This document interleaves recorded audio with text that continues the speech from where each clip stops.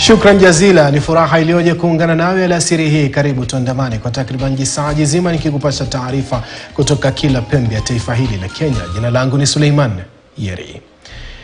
Na tukianza na taarifa kuu alasiri hii, alikuwa mbunge wa Nyatike Peter Anyanga amefikishwa mbele ya mahakama ya Migori na kufunguliwa mashtaka ya kujaribu kuua baada ya kisa cha hapo juzi ambapo alifyatua risasi na kumjeruhi mtu mmoja katika eneo la Nyatike.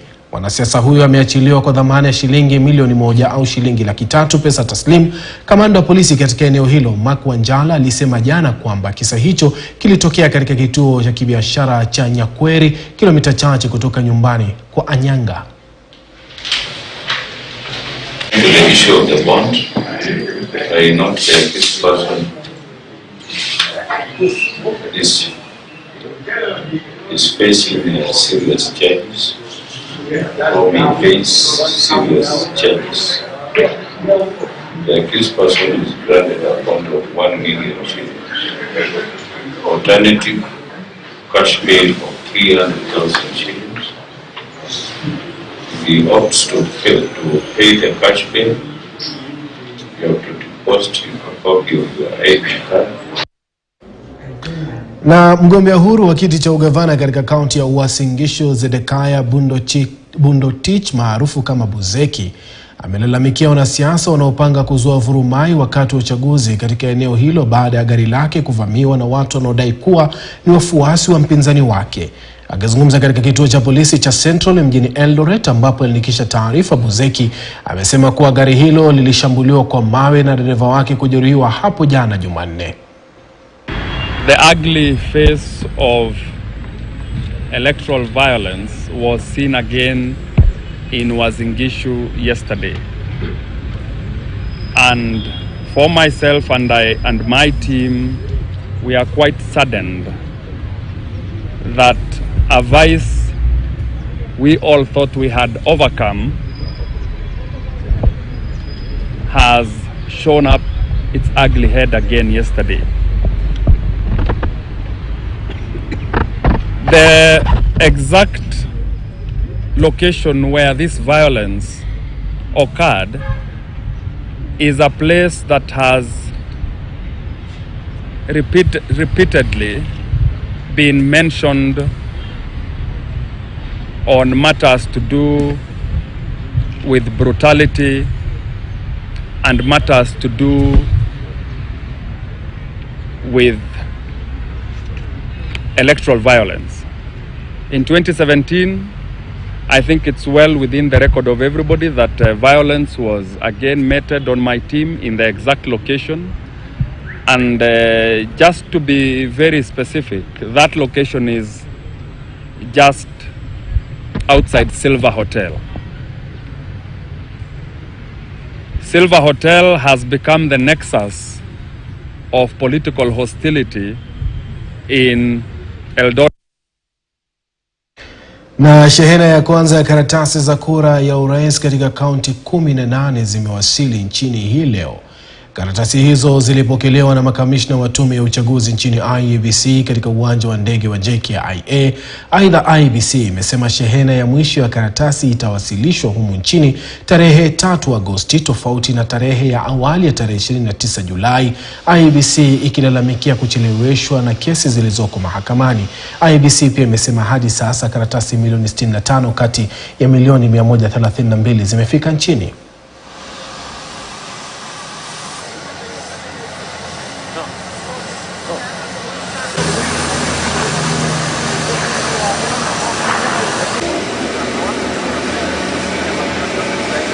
The company had planned that the last delivery date would be on the 29th of July 2022. However, due to the court rulings delay, the final delivery date will be on the 3rd of August 2022. Currently, there are 65 million ballots out of the total 132 million in the Commission's warehouse. These are contained in the 143,821 boxes and wrapped in 1,000 994 pallets.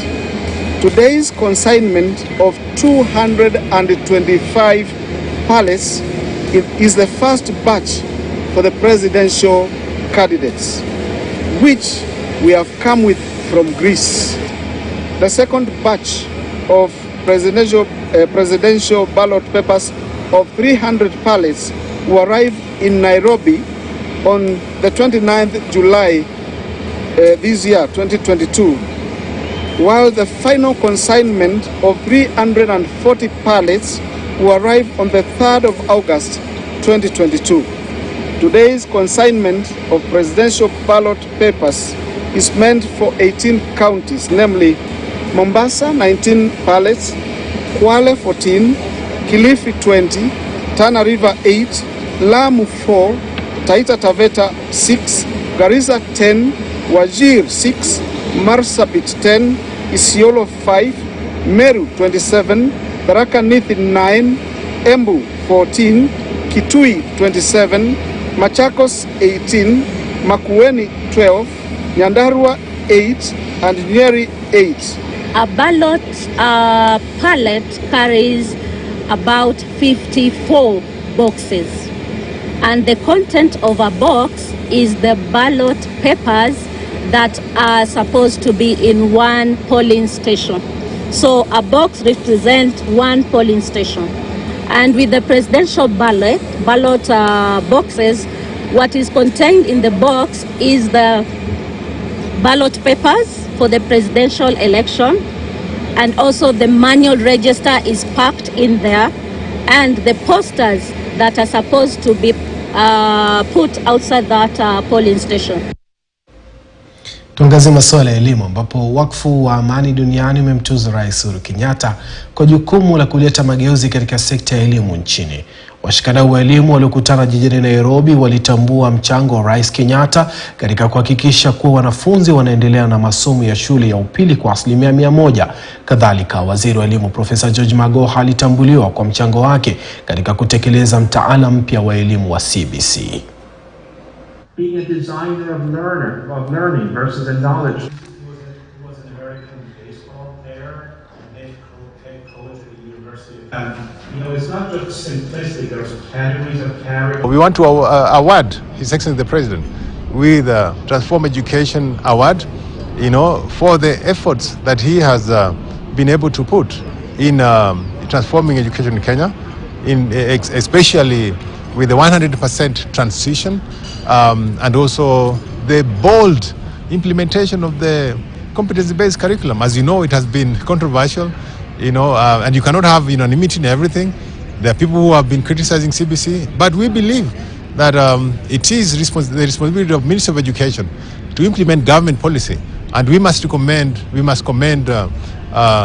Minister for Education, Professor Magoha, and also PS Juan, for the bold implementation of the CBC. So this is a citizenship initiative that's been walking the journey here in Kenya in basic education to ensure that we have expose our children to the right skills that make them future ready for the new world, the gig economy, a lot of focus on IT and values to ensure that we have a citizen worthy of the name Kenyan. I have gotten to learn about different organizations and how they take part in helping us in different schools, and they have also discussed about the CBC system, and I'd really like to appreciate it and say it's really going to take most people far.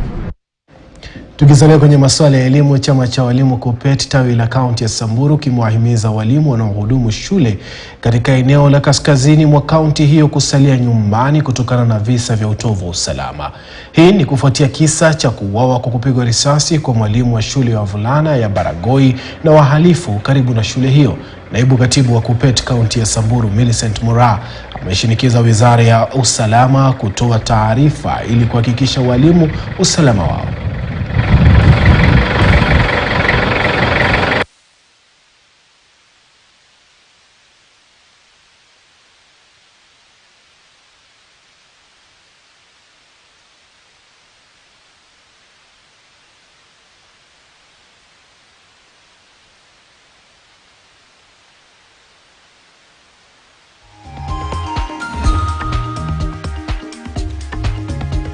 The brutal hand of characters who are there to know law has robbed us a hardworking English and literature colleague.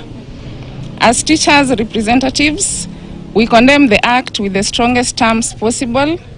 On this too, we demand that teachers from these danger zones of Baragoi be evacuated with immediate effect. As a union, we have advised all our colleagues in the danger zone to flee for safety until the government addresses the insecurity problems in Samburu North. We lost our colleague, a brother, somebody who was dedicated to the service, and we feel like justice should be taken. The concerned people should be brought to book so that this thing which has been on and off is addressed to fully. Alipouliwa tulisikia uchungu sana, kwa sababu kila wakati tunazidi kupoteza watu pale Baragoi. Hakuna mwaka, saa hizi miaka karibu 7-8 imeenda tukipoteza watu Baragoi. Na haswa walimu ambao wanafundisha wanafunzi wetu. Maana watoto ambao wanafundishwa pale sio kabila moja, ni watoto wa kabila zote. Tunaomba serikali aingilie hiyo kati, afanye usalama huko, azidilie hata kidogo, na hiyo maneno inataka kusambaa mpaka hata hapa kijiji zetu. To take innocent life of an innocent teacher who is not anywhere, he doesn't have anything to defend himself, and he has a very, very young family, and he was killed yesterday. It's really painful for us elites.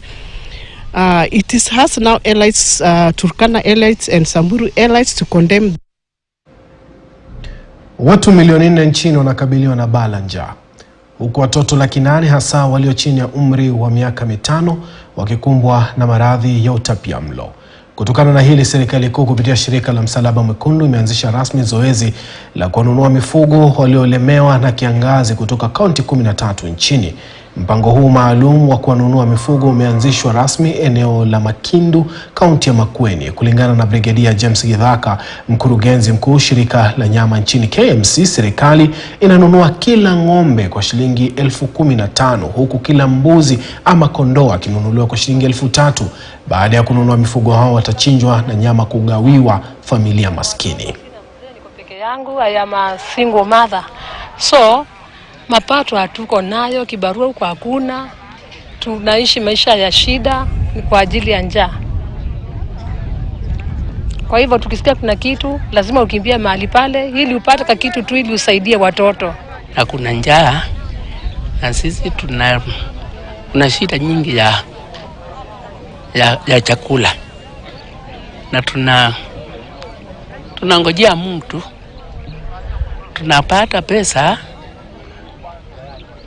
hivi, lakini Mungu atatujalia. Ukame unazidi kuendelea. Kwa sasa tunasema tuko na watu milioni 4 ambao wanahitaji msaada wa chakula, na tumeona kuwa idadi ya watu ambao wanaathirika inazidi kuongezeka. Wakati tulimaliza mwaka 2021 tulikuwa tumemalizia na watu karibu milioni 2.8, lakini wakati tukaanza mwaka kufika mwezi wa 3 tulikuwa tumeongezeka mpaka tumekuwa na watu karibu milioni 3.8 ambao walikuwa wameathirika, na sasa tunasema ni watu milioni 4. Kwa hivyo tunasema ikiwa pia mvua ambayo tunatarajia mwezi wa 10 hautakuja vile inavyofaa, inamaanisha kuwa watu zaidi wanaweza kuwa wataathirika. Nationally tunanunua ng'ombe in total, ng'ombe 26,250, na hiyo ng'ombe ina translate kama sio ng'ombe moja iko equivalent kwa busi 5. So we share a society ndio wenyeji ndio naamua watakula ng'ombe ama busi. Then kwa hii miradi tunaangalia kusaidia families karibu 250,000, translating ukimultiply na ile 5 persons per household, tunasaidia zaidi ya watu milioni 1 nationally. Tukiachana na masuala ya kiangazi, tuangazie masuala ya afya sasa, ambapo kuna ongezeko la visa vya maambukizi ya ugonjwa wa ukimwi kutoka kwa mama hadi mtoto vilivyoripotiwa katika kaunti ya Kilifi. Takwimu zikitolewa na Baraza Kuu la Kitaifa la Kudhibiti Maambukizi ya Ukimwi zinaonyesha kuwa 11% ya watoto wanaambukizwa kutoka kwa mama ikilinganishwa na ile ya kitaifa ambayo ni 8.3%. Pia ripoti hiyo inasema kuwa kila waathiriwa 100 wenye ugonjwa wa HIV wanaoenda kujifungua, 11 kati yao huambukiza watoto wao. Mji wa Malindi katika kaunti ya Kilifi, katibu mkuu katika Wizara ya Afya Season Mochache amesema kuna haja ya kufanya uhamasisho zaidi ili kupunguza tatizo hilo ambalo ni la 3 katika kaunti ya Kilifi.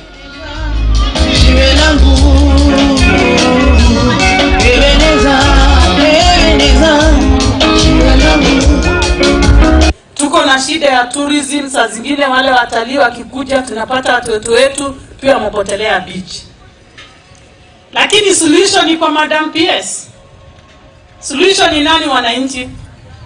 Nani ako na solution? Sisi wenyewe. Na ndio maana hii kikao imekuja hapa leo tupatane. Tukirudi manyumbani kwetu, kama unaenda pande za Marafa huko nimetoka, wewe umeenda pande palipopote Kilifi County, kutoka leo wewe utakuwa unasema mtoto si wa jirani peke yako, mtoto ni wako na wa jirani na wa nchi ya Kenya. Na hivyo tu ndio ile message nimewaachia.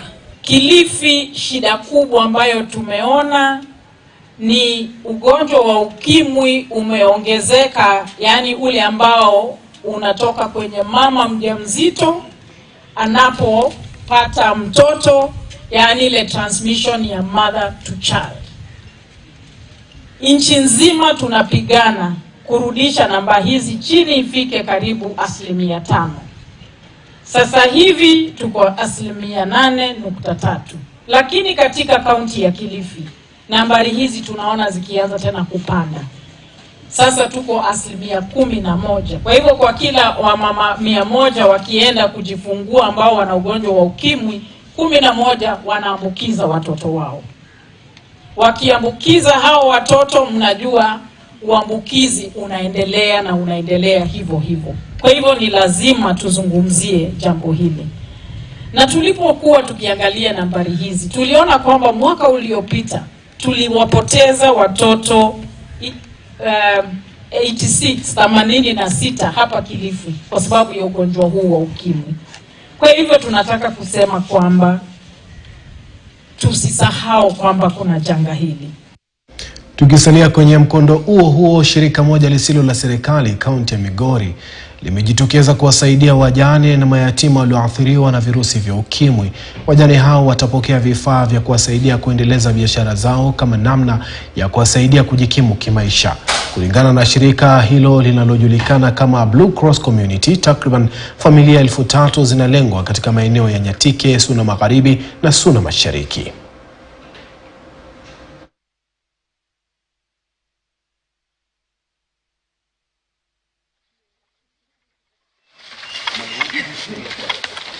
Wagoiro kamano nitiere jariyo monego uwo donge and gima iwachene mina goiro kamano gima program wasegonye wagoiro kamano adu sawa timia kata hii ndenya donjo ye kacha mondo kik Yatingi opicha kucho mama ni wango chips bwana donge yeah marinya sai birija. Thank the people from the American Society, that is USAID, through Nuru ya Mtoto project for the support that they have given us to ensure that we deliver support and livelihood support to the households who are vulnerable. Their vulnerability, they have several and myriad challenges. Some of them are occasioned as a result of HIV/AIDS infection and also affection, infected I mean. So today as we speak, just as we are here to congratulate them, we've received quite a number of support, and not to mention many, just to mention a few, I mean, I want to say we've received sewing machines for 11 caregivers. We've received 10 French fries making machines, utensils I mean. We've also received pans for women who are engaging in fish business, and we want to appreciate them so much for the support. Na kampeni ya kuhimiza amani wakati wa uchaguzi katika mitaa mbalimbali ya jiji la Nairobi ilielekea katika mtaa wa Kahawa West, ambapo wanaharakati wa kundi la vijana la Love Unity Headquarters wamewataka vijana kujitokeza kwa wingi na kushiriki katika uchaguzi huo. Katika kampeni hiyo, vijana walitakiwa kujitokeza siku ya kupiga kura na kuwasaidia walemavu na wale wasiojiweza katika jamii kutekeleza jukumu lao la kidemokrasia. Amani kwa jirani. Basi ndio hiyo basi unashika. Sasa ndio tunadulisha kwamba mwenye atapita atatuongoza sisi wote, au sio? Tunatangaza tu amani. Abdi Omar Kongo yuko. Hata kwa uchaguzi kila mtu na nyumba yake, sio? Kuna pale anatakwenda kuchagua, unakwenda kuchagua chama hiki chama kile, lakini hata mimi nina chama changu. Mimi nimekuja twende na amani, lakini muhakikishe kwamba baba na mama mmemchagua. Ndio mimi nakuja kuwatongoza mambo ya baba na mama. Tunaelewana? Kumbuka kitu moja, after hii uchaguzi maisha yetu bado itaendelea. Ukweli ama uongo? Si ndio? Au sio? Watoto bado watarudi shule, masomo bado lazima itaendelea, si ndio? Sasa mimi nakuja kusema kura tupige na amani, sawa? Ukumbuke ndugu yako, kumbuka sister yako, kumbuka bado lazima maisha ni yetu na hii maisha ni moja. Wakipiga kura wawe na amani. Hakuna mambo ya kupigana. Kupiga nyesi tunaweza pigana ni kupiga kura. Oh yes. Na pigo kwa mgombea wa ubunge katika eneo bunge la Fafi, kaunti ya Garissa wa chama cha ANC Mohamed Subei Gedi, baada ya mahakama kuu ya Garissa kutupilia mbali uhalali wake wa kugombea kiti hicho baada ya kumpata na kosa la kuwa na vyeti vya uraia kutoka mataifa matatu kinyume cha sheria. Mahakama imeiagiza IEBC kumwondoa Gedi kwenye orodha ya wagombea na kuvitaka vyombo vya usalama kumchunguza kuhusiana na uraia wake.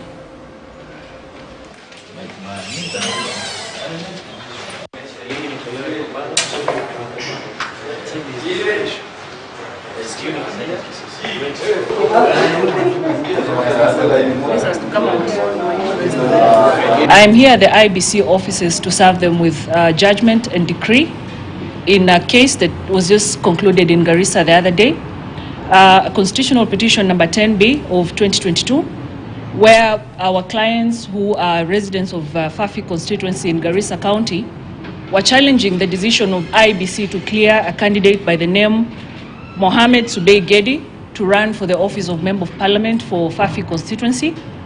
Yet the gentleman holds 3 nationalities. This is a groundbreaking decision. It's the first of its kind in Kenya. The court found that this gentleman holds an American passport that says that he was born in Somalia, yet he holds a Kenyan national identity card that was used to clear him to run for office. Justice Abida Ali Aroni was very quick to understand the issues that were presented before her, and she ordered IEBC to degazette this individual and ensure that he does not participate in the forthcoming elections as a candidate. She actually termed this as a threat to national security because she did not understand why one Kenyan should hold multiple nationalities whilst our constitution only acknowledges dual citizenship under Article 16. And so at this point, we want to call on the Inspector General of Police, the Minister for Interior, Dr. Fred Matiang'i, to swing into swift action and investigate this particular case and similar cases. Dakika 26 zimekatika baada ya saa 10 alasiri, na nipa mimi fursa kupata tama la maji. Usinde mbali mtazamaji, tukirudi tunazo taarifa tele tumekuandalia kwa ajili yako tu.